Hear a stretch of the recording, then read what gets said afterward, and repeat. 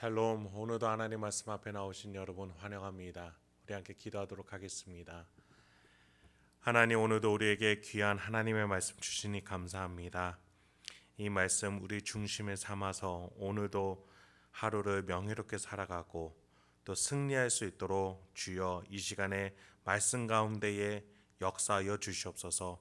우리의 영혼이 열리게 하여 주시옵소서. 듣게 하여 주시옵소서. 순종할 수 있게 오늘 말씀 가운데 역사하여 주시옵소서. 예수님의 이름으로 기도했습니다. 아멘. 오늘 함께 살펴볼 말씀은 시편 128편과 129편입니다. 시편 128편과 129편을 함께 살펴보도록 하겠습니다. 계속해서 성전에 오르는 노래들을 살펴보고 있습니다. 하나님께 예배하러 가는 자의 다양한 모습을 보면서 우리가 어떻게 하나님께 나아가야 되는지에 대한 모습을 배워갑니다. 오늘도 하나님께 나아가는 이 시인의 모습을 통해서 우리가 하나님과 더 가까이 나아갈 수 있게 소망합니다. 오늘 이해를 돕기 위해서 128편의 뒷부분부터 살펴보겠습니다. 5절과 6절입니다. 여호와께서 시온에서 내게 복을 주실지어다. 너는 평생에 예루살렘의 번영을 보며 내 자식을 볼지어다. 이스라엘에게 평강이 있을지로다. 시인은 청중에게 하나님이 복 주시는 분이다 라고 말을 합니다. 그 복이 무엇이었습니까? 평생의 번영을 누리고 자자손손 대대를 보게 될 것을 말해줍니다. 그런데 이 구절들 사이사이에 지명이 나타납니다. 시온, 예루살렘, 이스라엘. 그렇습니다. 하나님이 함께 하시는 곳을 말합니다. 시인은 하나님이 함께 하시기 때문에 이러한 복들이 주어질 수 있었다라고 말해줍니다. 그 복에 대해서 좀 더 자세하게 살펴볼까요? 1, 2절입니다. 여호와를 경외하며 그의 길을 걷는 자마다 복이 있도다. 네가 내 손이 수고한 대로 먹을 것이라. 네가 복되고 형통하리로다. 세상살이 가운데 가장 이해되지 않는 것이 내가 뿌리지 않은 나쁜 열매를 거둘 때입니다. 사기를 당하기도 하고 억울하게 누명을 쓰기도 하고 다른 사람의 잘못을 뒤집어 쓰는 경우도 있습니다. 열심히 했는데도 그렇게 성실하게 살았는데도 뜻대로 되지 않을 때마다 어떻게 살아가야 될지 막막하고 허무할 뿐입니다. 그렇습니다. 대부분의 인생이 이렇지 않을까요? 그런데 시인은 달랐나 봅니다. 2절에서 수고한 대로 먹을 것이다 라고 말해줍니다. 뿌린 대로 거두며 열심히 산 만큼 형통하게 될 것이다 라고 말해줍니다. 근거가 뭡니까? 1절입니다. 여호와를 경외하며 그의 길을 걷는 것이다 라고 말해줍니다. 그렇습니다. 우리의 삶의 복은 하나님으로부터 오는 겁니다. 하나님이 만드신 이 땅에서 하나님의 뜻대로 살아갔을 때에 그 하나님의 질서 속에서 우리가 뿌린 대로 거두는 겁니다.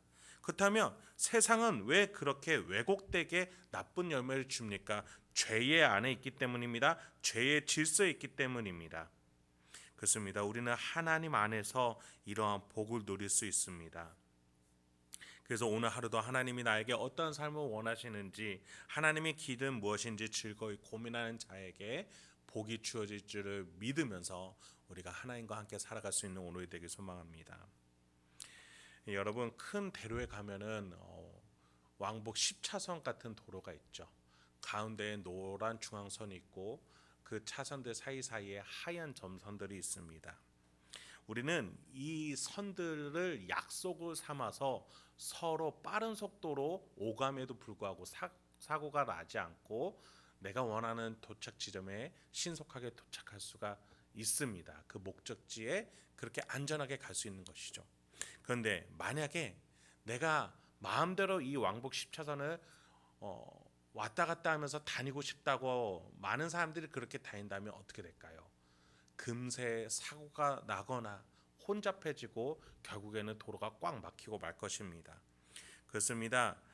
이 약속은 우리가 운전하면서 생명을 지켜주고 또 신속하게 나의 목적지에 가게 해주는 좋은 약속입니다. 마찬가지로 하나님의 길, 하나님의 법, 하나님의 뜻을 묵상한다는 것은 나를 올가매는 것이 아니라 내가 자유하게, 내가 안전하게, 내가 부욕해 하는 안전한 약속의 선, 생명선이라는 것이죠. 3, 4절입니다. 내 집 안방에 있는 내 아내는 결실한 포도나무 같으며 내 식탁에 둘러앉은 자식들은 어린 감람나무 같으리로다. 여호와를 경외하는 자는 이같이 복을 얻으리로다. 여호와를 경외하는 그 선, 그 생명선 안에 있을 때에 우리는 이렇게 부유하고 풍요할 것이다 라고 시인은 말해줍니다. 포도나무 하면 수많은 열매들이 맺혀지는 이미지를 갖게 됩니다. 감람나무는 구약시대의 생명력과 장수를 의미했습니다. 한 가정의 가장이 하나님을 경외함으로써 이 선을 그려줌으로써 집안이 풍성하게 된다. 생명선을 지키며 살아가는 것이 이렇게 생명력이 넘치게 된다라고 가르쳐주는 겁니다. 그렇다면 시편 129편은 반면에 하나님을 미워하는 자들에 대해서 말해줍니다. 5절에 보니까 무릇 시온을 미워하는 자들은 수치를 당하여 물러갈지어다. 시온을 미워한다라고 말하고 있습니다. 여러분, 위에서 우리가 128편에서 하나님의 임재를 즐거워하는 자가 받을 복이 풍성하고 생명력이 있다고 했습니다. 그러나 129편에 보니까 시온을 미워하는 자, 하나님의 임재를 원하지 않고 제멋대로 차성과 차도를 무시하면서 살아가고자 하는 자는 수치를 당할 것이다 라고 말해주는 겁니다. 1, 2절부터 살펴보겠습니다.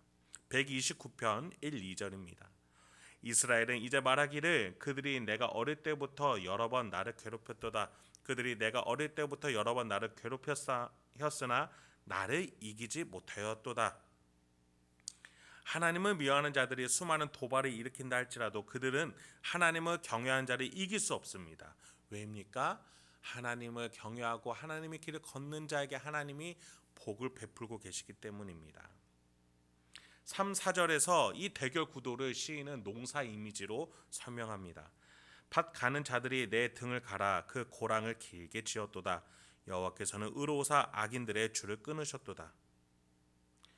물론 하나님의 복이 그때그때마다 임해서 악인들의 공격을 그때그때 막아주시는 건 아닙니다. 때로는 신자가 고통을 당하고 억울하게 될 때도 있습니다. 오늘 시편 129편 3, 4절을 보니까 신자의 등을 갈아 고랑을 길게 찢듯 악한 자들이 신자를 얼마나 괴롭혔는지 고통을 줬는지를 말해줍니다. 너무나 고통스러운 이미지입니다. 우리가 신앙생활 하다 보면 이렇게 결국 세상과 부딪히기 마련입니다. 세상은 주류에 타협하라고, 튀지 말라고, 다른 이가 하던 대로 똑같이 하라고 요구합니다. 그 힘에 굴복하고 따라오라고 말이죠. 그런데 우리 신자는 변하지 않는 것들을 지켜내고자 합니다.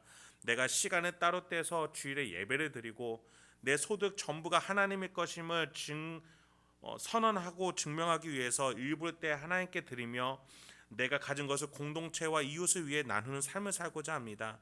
세상은 이것을 도통 알아내지 못합니다. 깨닫지 못하기 때문이에요. 삶의 방식이 전혀 다르기 때문입니다. 주일에 일을 더 열심히 해서 소득을 늘리지 못할 망정 무슨 헌금과 나눔이냐라고 우리에게 지탄을 하기까지 합니다. 그러나 하나님은 경외하며 신앙을 지켜내는 성도의 삶을 하나님은 보시고 악인의 줄을 끊어내십니다. 이 줄은 농사꾼이 밭을 갈게 하려고 소에게 씌운 멍의 줄을 말합니다. 하나님은 그 줄을 끊어내십니다. 그리고 우리를 자유케 하십니다. 하나님이라는 생명서 안에서 오히려 복되고 자유케 하시는 그 선 안으로 인도하십니다. 악인들의 세상의 줄을 끊으시고 하나님의 줄, 하나님의 선 안에서 우리가 부유케 되는 것이죠. 8절의 표현과 같이 하나님 복 주시는 신자에게는 지나가는 자들이 여호와의 복이 너희에게 있구나, 여호와의 이름으로 축복한다, 농사가 잘 되었구나, 너희가 풍요하구나, 복 받으셨다라고 말하고 듣게 될 겁니다. 그러나 악인에게는 이러한 축복이 없고 심판받을 거다라고 시인은 말해주고 있는 것이죠. 6, 7절입니다. 그들은 지붕의 풀과 같을지어다. 그것은 자라기 전에 마르는 것이라. 이런 것은 베는 자의 손과 묶는 자의 품에 자지 아니하나니. 고대 이스라엘은 집을 지을 때 지붕에 흙 더미를 덮었는데 그 사이사이에 풀을 집어넣어 놨습니다. 이 풀들이 흙 사이사이를 견고하게 해주는 것이죠. 근데 이제 흙 밖으로 풀이 삐져 나올 때가 있습니다. 이렇게 지붕에 흙을 덮어 놓으면 이 풀들이 잠깐은 자라겠지요. 흙이 있으니까요. 그러나 이내 이 흙들이 마르면 이 식물들도 풀들도 마르지 않겠습니까?